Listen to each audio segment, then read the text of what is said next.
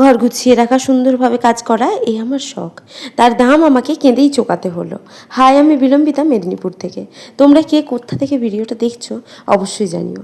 প্রথম প্রথম ভিডিও করছি, তাই অল্প একটু নার্ভাসনেস কাজ করলেও নিজের মনের ভেতরে কিংবা ভিডিওর মধ্যে তা প্রকাশ করতে দিচ্ছি না। তোমরা অবশ্যই জানিও আমার এই নতুন নতুন ভিডিও করাটা তোমাদের কেমন লেগেছে। প্রচুর বৃষ্টি হচ্ছে, ওয়েদার তো বলছে ঘুমিয়ে থাকার কথা, কিন্তু ঘুমিয়ে থাকলে তো চলবে না। প্রচুর সকালে উঠে প্রথমেই দুধ গরম করেছি, তারপর ছেলের টিফিন রেডি করে ছেলেকে স্কুলে পাঠিয়ে দিয়েছি। তারপর নিজের জন্য এক কাপ চা আর ব্রেকফাস্ট নিয়ে বসেছি খাওয়ার জন্য। চারিদিকে বৃষ্টি হচ্ছে, জানলা টানলা বন্ধ করে দেওয়ার পর যেই গুমোট আর অস্বস্তিকর পরিবেশটা তৈরি হয়েছে ঘরের মধ্যে, এটা একদমই ভালো লাগছিল না। আর একা থাকার কারণে এতটা ভয় লাগছিল কি বলবো। ছোটো ছেলেটা ঘুম থেকে উঠে গেলে আমি একটু মনের সাহস পাই। আজকে পরোটা বানিয়েছিলাম ছেলের জন্য, আজকে সবার ব্রেকফাস্ট তাই পরোটা, আলু ভাজা আর সাথে চা। তবে বরকে দুটো ডিম সিদ্ধ করে দিয়েছি, কারণ ও বলছিল। তবে আমার আজকে পরোটার সাথে একদমই ডিম ভাজা কিংবা ডিম সিদ্ধ খাওয়ার ইচ্ছে নেই। তবে চায়ের সাথে আবার খেতে কিন্তু পরোটা দারুণই লাগে। আজ বেশি খাচ্ছি না, কারণ কিছুক্ষণ আগেই আমি একটু স্যালাড খেয়েছি। আমার খাওয়ার মাঝেই ছেলে উঠে গেছে, আর ওর কিউট দুটো হাত আমার খাওয়ার মিষ্টিভাবে চুরি করছে।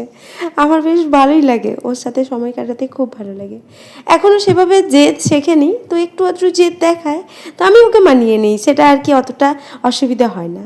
বড় ছেলেকে যেভাবে মানুষ করেছি ওকে চাই একটু আলাদাভাবে। তখন এত কিছু জানতাম না, তো তাই বোধহয় ওকে মানুষ করায় অনেকটা ঘাটতি রয়ে গেছে। এখন ওকে অনেকটা বেশি শিখিয়ে পড়িয়ে নিতে হয়। জানি না তারপরেও এর পক্ষে সেটা সম্ভব হবে কি না। ছোট তো একটু বেশি আদরে। ওকে বৃষ্টি দেখাতে নিয়ে এলাম রান্নাঘরের পাশের জানালাটায়, আর ও এত মজা নিচ্ছিল বৃষ্টির যে আমি ওর সাথে কথা বলছি, ও কোনো রেসপন্সই করছে না। আমি না স্নান টান করে নিয়েছি, এরপর ছেলেকেও স্নান করিয়ে দিলাম।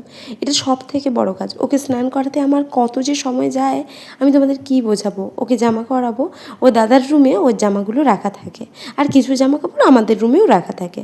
তো আমি ওই জামা কাপড়ের মধ্যে হলুদ জামাটা চুজ করলাম আজকে পরাবো বলে।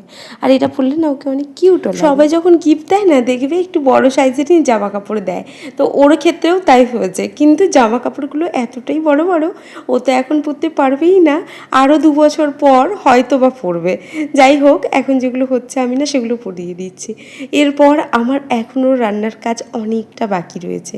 ভিডিওতে সেভাবে রান্নার কাজ দেখালাম না, কারণ রান্না ওই একই রকমই সব কিছু, আর একাই যে সব কিছু করছি তা তো নয়, কি আর আলাদা করে। আজকে হয়তো বা স্কুলে যেতে হতে পারে বড় ছেলের সংস্কৃত স্যারের সাথে দেখা করতে।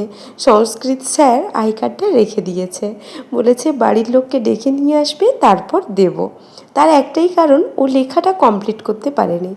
আগেই তো বলেছি, মানে ছোটো ভিডিওতে তোমাদের সাথে শেয়ার করেছি যে আমার ছেলের শরীরটা খারাপ ছিল, ও তাই 2 দিন স্কুলে যায়নি। স্যার হয়তো বা জানতো না, তাই জন্য এরকম কিছু করেছে।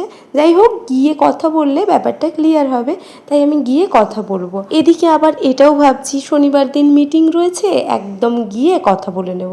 ছোটো ছেলেকে সামলে ওখানে যাওয়া মানে স্কুলে যাওয়া সত্যিই আমার জন্য অনেকটা চাপের। দেখা যাক কি করি, তবে অবশ্যই তোমাদের সাথে শেয়ার করব। রান্নাবান্না সব কিছু হয়েই গেছে, ডিমটা সিদ্ধ করব। ওদিকে মা বলেছে পোস্তর বড়া করবে, নাহলে তিলের বড়া করবে। তো হাজব্যান্ড বলল তিলের বড়া করো, কারণ তিলের বড়া খেতেও পছন্দও করে, তার সাথে ওই যে কী বলছিল আয়রন না কি একটা ক্যালসিয়াম কি একটা বললো, এটার জন্য খুব ভালো। তো মোটামুটি মা এদিকে বড়ার তোড়জোড় শুরু করে দিয়েছে, কিছু বড়া ভাজাও হয়ে গেছে। আর এই সত্যি বলতে এই বড়াটা খেতে আমারও খুব ভালো লাগে। এদিকে ছোট ছেলে খুবই কান্নাকাটি চেঁচামেচি করছে, তার কারণ সে খাওয়া দাওয়া করবে। তো আমি ওকে খাওয়াবো আর কি, ওর জন্য ভাত নিয়ে চলে এসেছি। ও আবার মাছ ভাত একসাথে খাবে না, ডিম ভাত একসাথে খাবে না, ওর অনেক প্রবলেম। ওকে আলাদা সময় মাছ খাও, তাহলে ও মাছ খাবে। ভাতের সাথে মিশিয়ে খাইয়ে দিলে আর খাবে না। ডিমেরও ক্ষেত্রে সেম, একসাথে খাবে না, আলাদা আলাদা সময় খাবে। কেন এরকম হয় আমি জানি না।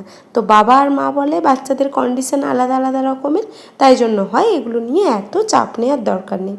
তো আমিও সেটাই ভাবি। যাই হোক, আর গোছানোর কথা, অনেকেই বলো যে তোমার ঘরটা দিদিভাই অনেক গোছানো সোছানো। আসলে কি বলো তো, আমার যতটুকু কাজ করার ততটুকু কাজ আমি ফেলে রাখি না, সঙ্গে সঙ্গে করে দেওয়ার চেষ্টা করি। যেমন জামা কাপড় নিয়ে এসে রাখা আছে, ওটা আমি কিছুক্ষণের মধ্যেই ঠিক গুছিয়ে নেব, আমি আর মা মিলে করে নেব, নাহলে আমি একাই করে নেব, মোটামুটি করে নেব, ফেলে রাখবো না। হাতের কাজ সঙ্গে সঙ্গে করে নিলে ঘর গোছানোই থাকে। তবে ছোট বাচ্চা নিয়ে যেহেতু আছি, সব সময় যে একদম পার্টিকুলার জায়গায় সব কিছু পাবে তা কিন্তু সম্ভব নয়। সম্ভব হবে কখন? যখন ওর বয়স 6 বছর হয়ে যাবে, তখন থেকে সম্ভব হবে। যেহেতু আমার একটা বাচ্চা রয়েছে তাই এটুকু জ্ঞান তো আছেই। এখন ছেলে আম নিয়ে পড়েছে, আম খাবে, সিজনের লাস্ট আম, আলাদাই একটা ইমোশন কাজ করছে। মা বাকি আমগুলো নিয়ে চলে গেল, বাবাকে দেবে, তারপর আমি খাবো। ছেলে এলে ছেলেকে দেব, ওর বাবাকে দেব, ওকে আম চাচ্ছি, দেখো দেবে না, মুখ ঘুরিয়ে দাঁড়িয়েছে। এখনো পর্যন্ত সব ঠিকঠাক ছিল, ভিডিও করছিলাম, কিভাবে যে এইরকম দুর্ঘটনাটা ঘটে গেল আমি না এখনো পর্যন্ত ভাবতে পারছি না। আর আমরা যত না ব্যস্ত তার থেকেও বেশি ব্যস্ত এখানে আমার ছোট ছেলে। আচ্ছা, তোমাদের বাড়ির ছেলেগুলোও কি এইরকম করে? মানে বাচ্চাটা আমাকে এত জ্বালাচ্ছে, বোধহয় এতটা জ্বালানো আমার বড় ছেলে চালায়নি যতটা আমার ছোট ছেলে করছে। ছোটরা মনে হয় একটু বেশিই দুষ্টু। আর আমি ওকে ক্লিপ লাগাই বলে অনেকেই আমাকে বলে, ক্লিপ কেন পরাও মেয়েদের মতো। আচ্ছা, এখন মেয়ে ছেলের কী ব্যাপার বলো, কী বা বোঝে? এই তো ছোট্ট মানুষ, সাজিয়ে গুছিয়ে রাখতে কী ভালো লাগে। আর জানো তো, আমার খুব শখ ছিল একটা কিউট মেয়ে হবে, কিন্তু হয়নি। যাই হোক, সেটা কিছু বড় ব্যাপার না।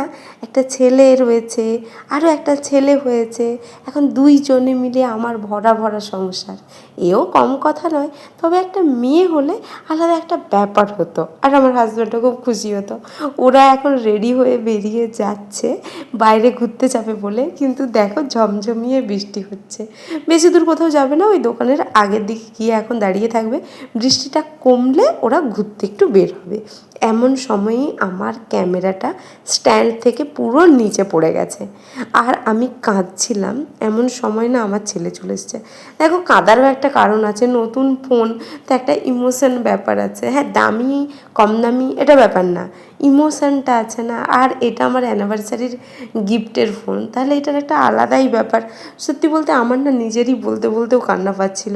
ছেলে না কতবার আমাকে কত রকমভাবে বোঝাচ্ছিল, মাম্মাম জানি পাপা হয়তো রাগ দেখাবে, না পাপা ওর রাগ দেখাবে না, কিন্তু ওকে বকে না, ওই জন্য ওর ভয়টা ভেতরে ভেতরে কাজ করছে। আরেকটা জিনিস তোমরা লক্ষ্য করেছো, ও কিন্তু আমাকে বোঝাতে ওর এলোমেলো জিনিসগুলো গুছিয়ে রাখার চেষ্টা করছে। আমি কিন্তু এগুলো ওকে এখন থেকে নয়, অনেক আগে থেকে একটু একটু করে শেখাচ্ছি, তবেই গিয়ে আজকে ও এইভাবে তৈরি হয়েছে। তোমরাও এভাবে প্রিপেয়ার করতে থাকো নিজের বাচ্চাদের, দেখে তোমার বাচ্চাও না এইরকমই খুব গোছানো যত্নশীল প্রত্যেকটা জিনিসের প্রতি হবে। ও কি রাগ দেখায় না? ওর কি অ্যাগ্রেসিভ নেই? আছে, বাট তাও ও অনেকই একটা ভালো বাচ্চা। খাওয়ার জন্য খাবার বেড়ে নিয়েছি, ছেলেকেও দিয়ে দিয়েছি। ছেলে খাচ্ছে টিভির সামনে বসে বসে, জানি খুবই ব্যাড হ্যাবিট, কিন্তু তারপরেও ও আমাকে রিকোয়েস্ট করছে যে এরপর তো পড়তে বসে যাব, একটু খেয়ে নিই। আমি বললাম ঠিক আছে, যাও খেয়ে নাও। অনেক গল্প বাকি রেখে আজকের ভিডিওটা শেষ করলাম। দেখা হবে নেক্সট ভিডিও। আসি তবে, বাই বাই।